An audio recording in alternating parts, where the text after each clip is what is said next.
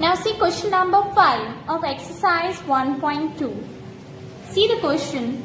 5 by 125 into 36 by 6 into 100 by 24 is equals to 5 by 125 into 36 by 6 into 100 by 24. This is the equation which was given to us and we have to see to it that which property applies here and we have to even prove that कि दोनों का answer same आ रहा है कि नहीं. ठीक है, तो हम पहले ले लेते हैं LHS पार्ट. LHS पार्ट अगर मैं लूं तो we have to write that part left hand side 5 by 125 into 36 by 6 into 100 by 24. Okay, जो हमारा LHS पार्ट था मैंने वो लिख दिया. Now let's solve. By rule पहले ब्रैकेट सॉल्व होगा, तो ब्रैकेट में देखो क्या कुछ कट हो रहा है. यस, 6 1 जा 6, 6 6 जा 36, 5 1 जा 5, 5 25 जा 125.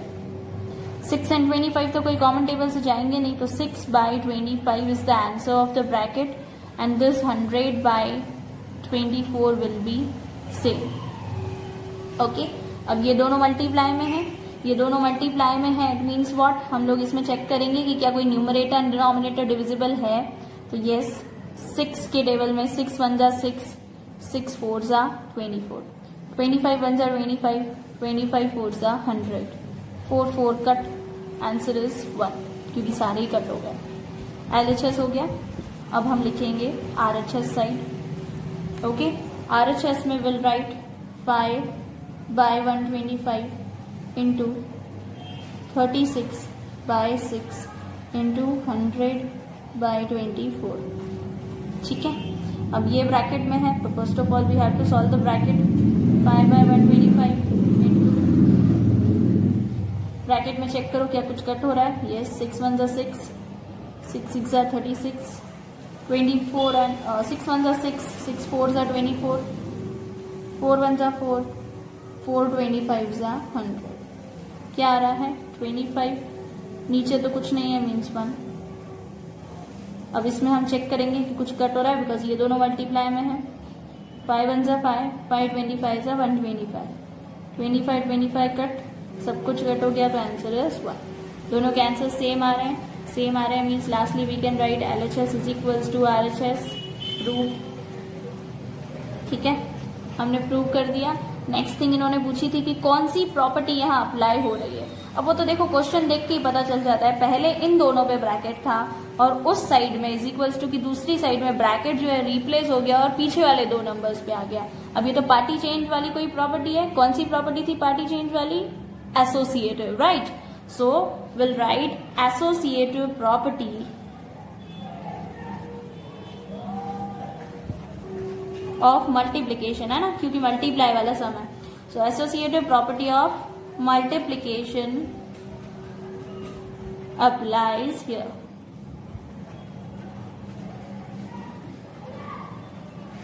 Okay, you have to write this. This is for 1 mark. If this whole sum is asked for 4 marks, so इतना पार्ट 3 मार्क का होगा तो 1 मार्क इसका होगा एसोसिएटिव प्रॉपर्टी सिर्फ नेम लिखने का. So you have to remember this. Okay, let's move to the next sum. Now let's move to the next sum. See the next. 5 by 4 into 54 by 48 plus 105 by 75.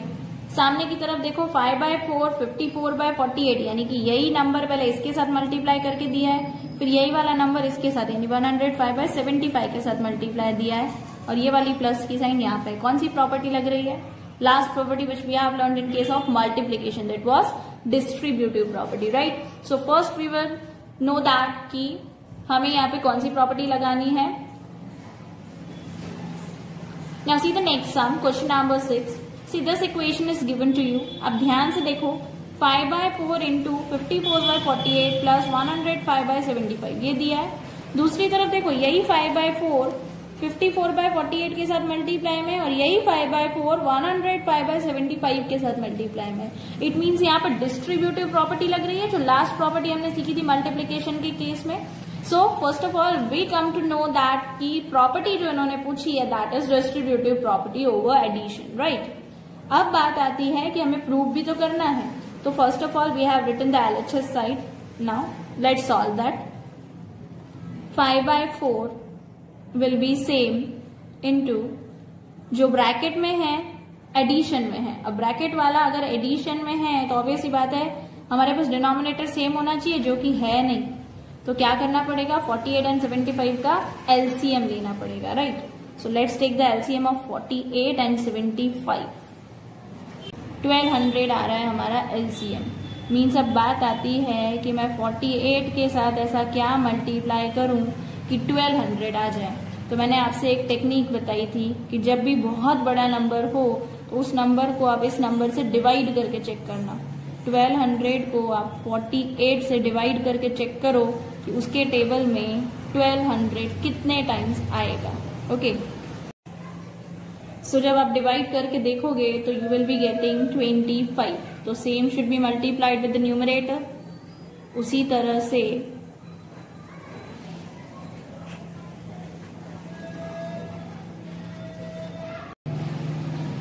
अब जैसे इसको किया उसी तरह से नेक्स्ट भी ऐसे ही करोगे। 1200 को 75 से डिवाइड करके देखना, तो you will be getting 16। Same should be multiplied with numerator. मैं आपको डिवाइड करके शो नहीं कर रही हूँ बिकॉज ज्यादा टाइम जाएगा। आप डिवाइड करके चेक करोगे, you will get the answer. 5/4 into, अब देखो 54 इंटू 25 करूंगी। 54 इंटू 25, 5 4 ज़ा 20, 2 पर 5 5 ज़ा 25 प्लस 2 27, 2 4 ज़ा 8, 2 5 ज़ा 10, 1350, 1350 is the numerator plus 105 into 16. So 105 into 16, 6 5 are 30, 6 0 are 0 plus 3, 6 1 are 6, 1680 bye आएगा तो 1200, तो मैंने डायरेक्ट ले लिया।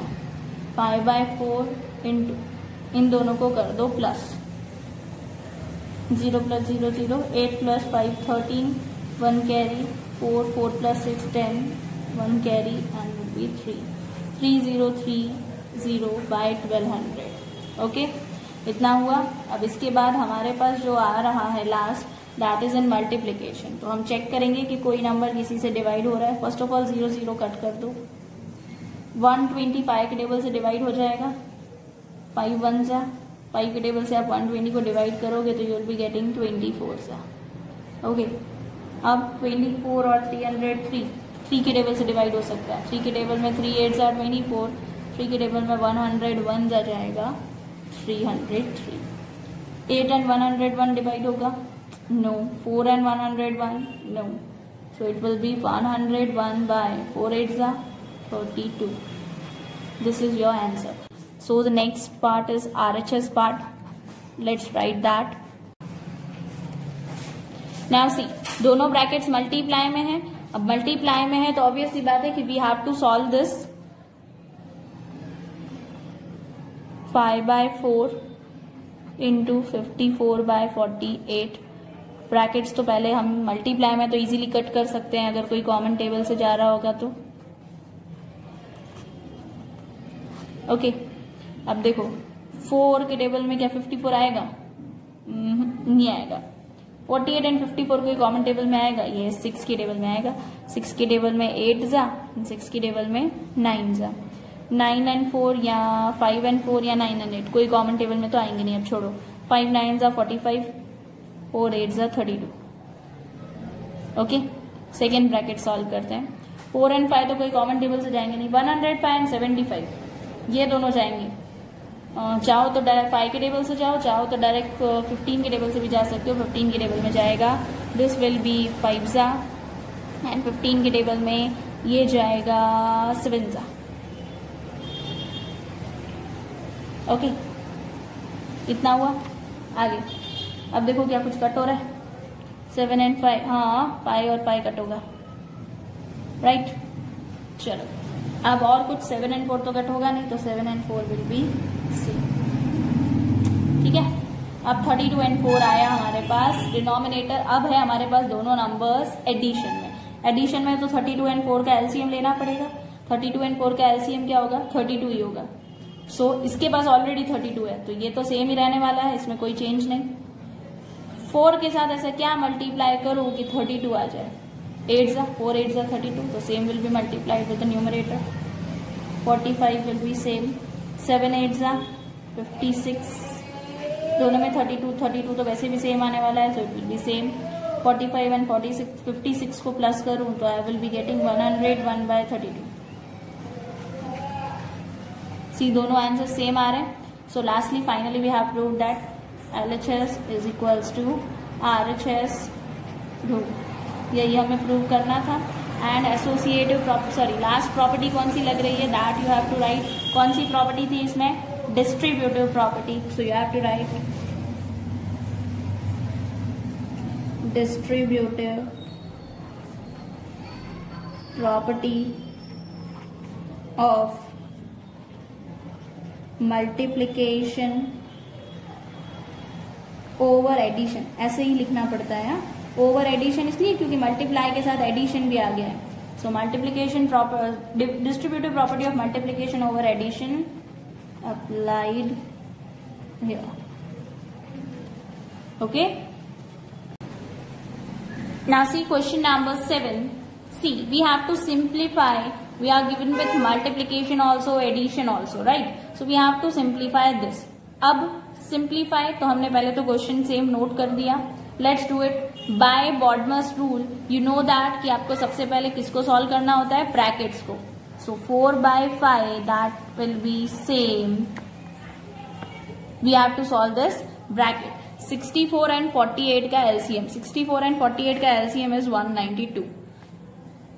So क्यों LCM निकाला, क्योंकि एडिशन में है। एडिशन में क्या होता है कि डिनोमिनेटर सेम होने चाहिए, डिनोमिनेटर सेम होने चाहिए, इसीलिए मैंने LCM लिया। तो 192 LCM आ रहा है। अब क्वेश्चन अराइज होता है कि what should I multiply with 64 to get 192।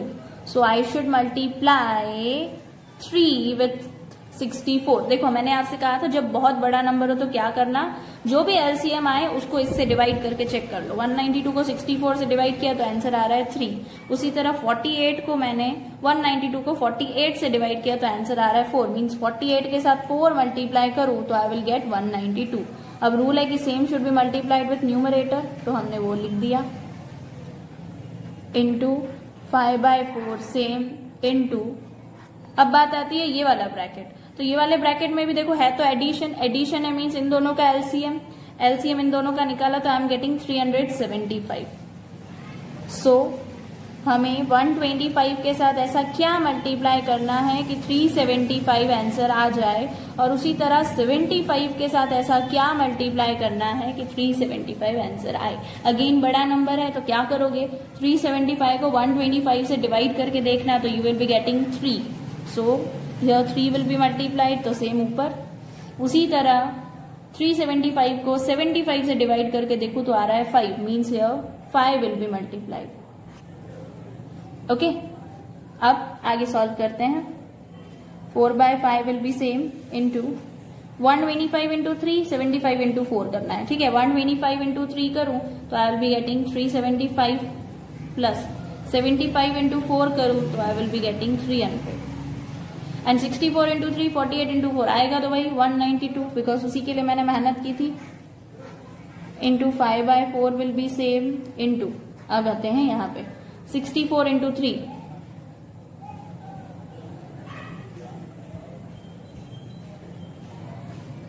192, 48 into 5, 48 into 5 करो 240, दोनों में आएगा तो वही नीचे 375। So I have written it as it is. Okay, चलो आगे करें। 4/5 इंटू प्लस कर दो तो you will be getting 675/192 into 5/4 will be same into 192 plus 240, 432/375। Okay, brackets finally solve. अब हमें देखें तो सारे के सारे रैशनल नंबर्स मल्टीप्लाई में है। So multiply is easy. हम देखेंगे क्या न्यूमरेटर एंड डिनोमिनेटर डिविजिबल हैं। चलो 5/5 कट, पहले तो 4/4 कट, अब ये वाले देखो 5 वाला है, यानी 5 के टेबल से तो डिविजिबल होगा ही। 5 के टेबल में 375 अगर मैं चेक करूं तो इट विल बी 75 सा, एंड उसी तरह 675 अगर मैं चेक करूं तो इट विल बी 135 सा। ओके, अगेन 75 और 135 5 के टेबल में तो जाएगा ही। दिस विल बी 13 सा, ना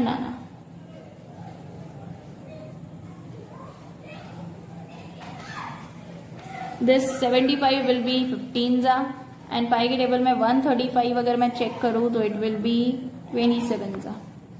15 एंड 27 3 की टेबल में आते हैं, 3 5 जा 15, 3 9 जा 27। अब 9 एंड 5 तो डिविजिबल नहीं है, चलो अब इसको छोड़ो। 192 एंड 432 पे आऊं, 192 एंड 432 4 के टेबल में जाएंगे, लेट्स चेक। 4 के टेबल में 192 को जब आप डिवाइड करोगे तो इट विल बी 48 जा, ओके। एंड उसी तरह 4 के टेबल में 432 जाएगा 108 सा। अगेन हम चेक करते हैं क्या 4 के टेबल से ही डिवाइड होंगे, और यस 4 के टेबल में दिस विल बी 12 सा, एंड 4 के टेबल में दिस विल बी 27। 12 एंड 27 3 के टेबल से डिवाइड हो सकते हैं। 3 के टेबल में 12 कितनी बार आएगा, 4 सा। 3 के टेबल में 27 कितनी बार आएगा, 9 सा। 9 एंड 5 डिविजिबल नहीं है, 9 एंड 4 डिविजिबल नहीं है, सेम। तो अब हम क्या करेंगे, ऊपर 2 9 आ रहे हैं, 9 9 जा 81, 4 5 जा 20। 81 by 20 you are getting as the answer, but this is improper fraction, so we have to convert it into mixed। Convert करोगे आप मिक्स्ड में, so let's do that। 20 से 81 को डिवाइड करो, 24 जा 80, 1 will be remainder।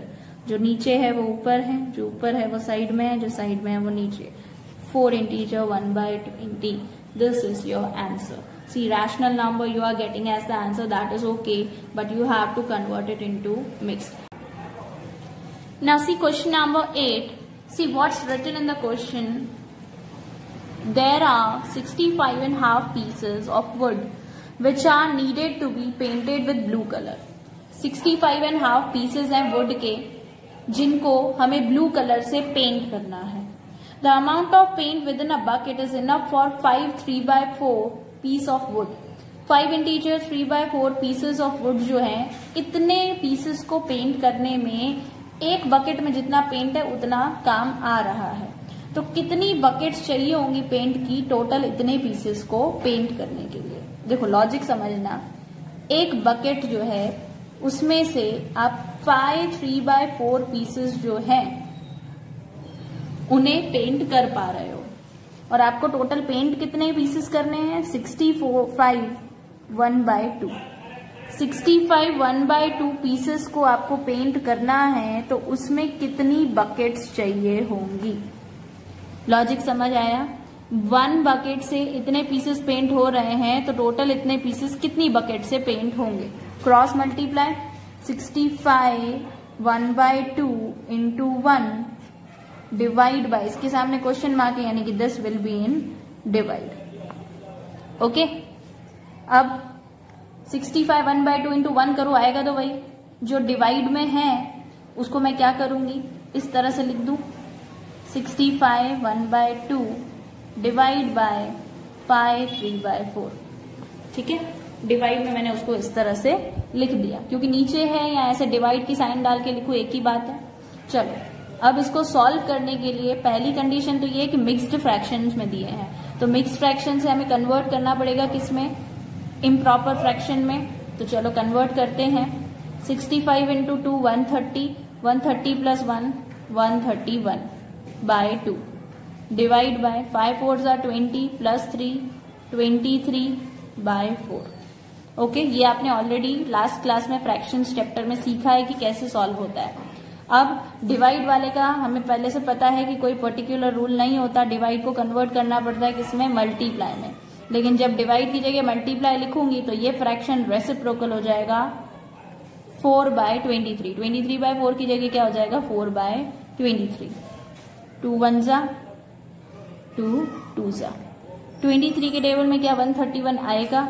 एक बार आप 23 के टेबल से 131 को डिवाइड करके चेक करोगे कि क्या आंसर आ रहा है। 23 के टेबल में खैर 131 तो डिवाइड होगा नहीं आएगा 131 23 के टेबल में। ओके, तो सिंपली हमें क्या करना पड़ेगा 131 इंटू 2 131 इंटू 2 करोगे तो आएगा 262 डिवाइड बाय 23। अब देखो आंसर ये आ रहा है, that is okay, but answer is an improper fraction, so we have to convert it into mixed fraction. तो आप सिंपली क्या करोगे 23 से 262 को डिवाइड करोगे। ओके, 262 को 23 से, तो 23 1 जा 23, 3 रिमाइंडर, 2 नीचे, 23 1 जा 23,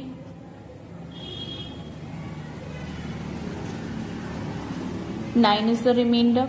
सो जो नीचे है वो ऊपर है, जो ऊपर है वो साइड में है, जो साइड में है वो नीचे है, ये हमने पहले भी सीखा है। So your answer is what 11 integer 9 by 23। देखो हमारा आंसर जो आ रहा है मिक्स फ्रैक्शन में, finally we get the answer. अब बात आती है कि ये हमने फाइंड क्या किया है, नंबर ऑफ बकेट्स फाइंड किया है। नंबर ऑफ बकेट्स ऐसे थोड़ी हो सकती है, फ्रैक्शन में होंगी तो टोटल बकेट्स पता कैसे चलेंगी। 11 integer 9 by 23 means round figure करूं तो 12 ले सकते हैं, मीन्स इन टोटल मुझे कितनी बकेट्स चाहिए होंगी, 12 बकेट्स मुझे चाहिए होंगी to paint this much pieces of wood. So our answer is what 12 buckets. Okay, see question number 9। Saurav invested ₹5 integer 3/5 lakh in a business. Saurav ने बिजनेस में इतने पैसे लगाए हैं, यानी इतना पैसा लगा के बिजनेस स्टार्ट किया है, and earn the profit of ₹7 integer 1/4000, और इतना प्रॉफिट उसने कमाया। What is the capital available for expenditure. तो अब बिजनेस में कितना पैसा अवेलेबल है जिसको इजीली आराम से वो खर्च कर सकता है। अब देखो पहले तो इसका अच्छे से मीनिंग समझो तो आपको समझ में आएगा। आपने इतना पैसा लगाया और इतना प्रॉफिट अर्न किया। अब इतना लगाया और इतना प्रॉफिट अर्न किया, इसका क्या मतलब हुआ कि आपने बिजनेस स्टार्ट किया इतना पैसा लगा के, कुछ टाइम बाद आपने इतना का इतना पैसा, पूरा का पूरा पैसा वापस से अर्न कर लिया। जितना आपने खर्च किया था बिजनेस स्टार्ट करके उतना तो पूरा का पूरा पैसा आपने अर्न कर लिया, लेकिन साथ ही साथ आपने इतना प्रॉफिट भी अर्न किया, यानी इसके अलावा आपने इतने पैसे और अर्न किए हैं। तो अब बिजनेस में कितने पैसे होंगे, मतलब ये दोनों साथ में ले लूं, यानी दोनों का प्लस कर दूं, क्योंकि इतना भी अर्न किया और ऊपर से इतना और एक्स्ट्रा अर्न किया है, which is the profit for me. So हमें एट लास्ट इन दोनों को क्या करना है, प्लस करना है। इसका एक और सिंपल लॉजिक मैं आपको बताती हूँ। मान लो आपने बिजनेस में 2 लाख रुपीज लगाए और आपने बिजनेस स्टार्ट किया। अब आपने 2 लाख लगाए हैं, कुछ टाइम बाद आपने 1 लाख का प्रॉफिट अर्न किया। इसका मतलब कि आपने कुछ टाइम बाद जो 2 लाख आपने एक्सपेंस किया था वो तो पूरे के पूरे 2 लाख आपने इनकम के फॉर्म में अर्न कर लिया, यानी पूरे के पूरे 2 लाख तो आपने फिर से कमा लिए। और उसके अलावा जो 1 लाख मैं बोल रही हूँ कि आपने प्रॉफिट अर्न किया, वो 1 लाख एक्स्ट्रा आपने अर्न किया है। तो पहले वाले 2 लाख आपने पूरे के पूरे अर्न किए, जो खर्चा किया था वो, और ऊपर से 1 लाख रुपए एक्स्ट्रा यानी कि जो प्रॉफिट है वो अर्न किया है। तो टोटल आपके पास अब कितने पैसे हुए, 2 लाख पहले वाले और 1 लाख जो आपने प्रॉफिट अर्न किया वो, तो टोटल कितने हो गए आपके पास 3 लाख रुपीज, है ना। सेम चीज यहाँ पे, बस फर्क ये है कि यहाँ पे रैशनल नंबर्स यानी फ्रैक्शंस की फॉर्म में आपको दिया हुआ है। अब देखो ये जो फ्रैक्शन के फॉर्म में लैक्स में अमाउंट दिया है, अब अमाउंट कभी भी ऐसे नहीं हो सकता। तो पहले तो हम क्या करते हैं, इसको अमाउंट को ना सिंपल यानी जैसे हम नंबर लिखते हैं लैक्स में, उस तरह से कन्वर्ट करते हैं। चलो इन्वेस्टेड अमाउंट पहले तो हमें कन्वर्ट करनी है। इन्वेस्टेड अमाउंट हमारी है कितनी, 3/5 लाख। देखो लाख है ना तो इंटू 1 लाख करो, क्योंकि हमें उसको सिंपल नंबर में कन्वर्ट करना है रैशनल नंबर से। सो इसलिए मैंने उसको कन्वर्ट किया। कैसे किया, लैक्स लिखा है पीछे इसलिए इंटू 1 लाख किया। चलो पहले मिक्स फ्रैक्शन को कन्वर्ट कर लो। 5 5 25 प्लस 3 28, 28/5 इंटू 1 लाख। ओके, 5 की टेबल से इसको मैं डिवाइड करूं तो ये जाएगा 20,000। 20,000 इंटू 28 करो तो वी विल बी गेटिंग 5,60,000। यानी एक्चुअली रुपीज में अगर मुझसे कोई पूछे तो सौरभ ने 5,60,000 रुपीज बिजनेस में पैसे लगाए हैं। अब बात आती है प्रॉफिट भी तो इसी तरह से दिया है ना, तो हम लिखेंगे प्रॉफिट अर्न। प्रॉफिट देखो किसमें दिया है, 1000 में दिया है, 1000 में है इसलिए इनटू क्या करूंगी 1000। चलो मिक्स को कन्वर्ट करें, 7 4 28 प्लस 1 29, 29/4 इंटू 1000। 4 के टेबल से 1000 को डिवाइड करोगे तो you will be getting 250। 250 into 29 करते हैं। जब आप 250 इंटू 29 करोगे तो you will be getting 7250 rupees. Okay, profit भी हमें मिल गया रुपीज में, फाइनली जैसे नंबर हम लिखते हैं। अब मैंने आपसे क्या कहा था, बिजनेस में कितना पैसा है, तो बिजनेस में कितना पैसा है कैसे पता चलेगा, जितना आपने इन्वेस्ट किया वो तो आपने अर्न किया, साथ ही साथ आपने प्रॉफिट भी अर्न किया। यानी हम लिखेंगे capital available for expenditure is equals to what, इन दोनों को कर दोगे प्लस रुपीज 5,60,000 प्लस रुपीज 7,250। आप जब इसको ऐड करोगे तो you will be getting 5,67,250 rupees. So this is the capital available for the expenditure. Okay, now see the last sum, that is question number 10. A train at a uniform speed covers a distance of 255 kilometer in 1.5 hour. इतने time में train ने कितना distance cover किया है, 255 kilometre. Find the speed of the train and the distance covered in 3 integer 4/5 hours. बोला है आप एक तो स्पीड फाइंड करो ट्रेन की और दूसरा डिस्टेंस फाइंड करो ट्रेन का इतने टाइम में। देखो पहली बात तो फर्स्ट कंडीशन के अकॉर्डिंग पहले मैं स्पीड फाइंड आउट करती हूँ, बाकी बाद में देखेंगे। स्पीड आपने पहले भी स्पीड का फॉर्मूला जो है किया है, साइंस में भी था मैथ्स में भी था, that is distance upon time, right. Distance upon time means what, distance divide by time. अगर आपको ऐसे सुटेबल नहीं हो तो आप ऐसे भी लिख सकते हो, डिस्टेंस डिवाइड बाय टाइम। बात तो एक ही, अपॉन में लिखूं या डिवाइड में लिखूं। अब देखो मेरे पास डिस्टेंस कितना दिया है 255, डिवाइड बाय टाइम कितना है 1.5 आवर। अब इसको हम करते हैं सॉल्व, ठीक है। 255 विल बी सेम, पहले तो मिक्स फ्रैक्शन को कन्वर्ट कर लेती हूँ। 1 2 2 प्लस 1 3, 3/2। ओके, अब डिवाइड तो होता नहीं है, तो डिवाइड की जगह हम वैसे भी क्या करते हैं, मल्टीप्लाई में कन्वर्ट करते हैं। डिवाइड की जगह मल्टीप्लाई करूं तो ये रेसिप्रोकल हो जाएगा 2/3। अब एक बार चेक कर लो क्या ये 3 से डिविजिबल है, यस 3 से डिविजिबल है 85 से। 85 इंटू 2 करो तो you will be getting 170, means 170 kilometre per hour is the speed of the train. Okay, एक चीज फाइंड आउट हो गई। नेक्स्ट देखो, बोला डिस्टेंस कवर कितना हुआ होगा इतने टाइम में। अब देखो फिर से वही फॉर्मूला लिखना, speed is equals to distance divide by time. देखो स्पीड अभी अभी मैंने फाइंड की 170, डिस्टेंस वही तो ये लोग पूछ रहे हैं। टाइम आपके पास न्यू टाइम दिया है, क्या टाइम है न्यू वाला, 3 integer 4/5।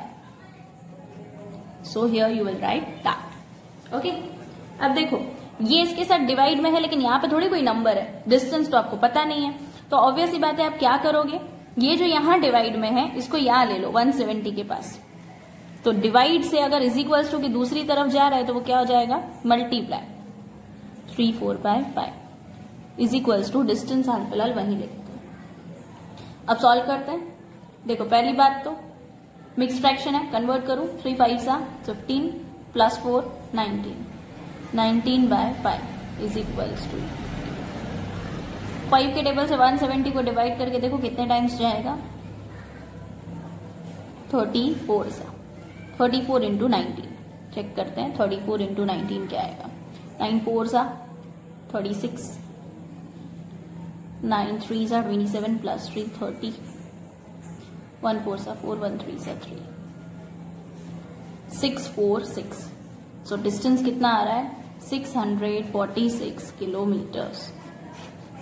So finally we found the distance also. दो चीजें पूछी थी, दोनों हमने फाइंड की. So that's all with this chapter. Our chapter number first, rational number, is complete here. Okay. In the next video, we'll start with the new chapter. Thank you.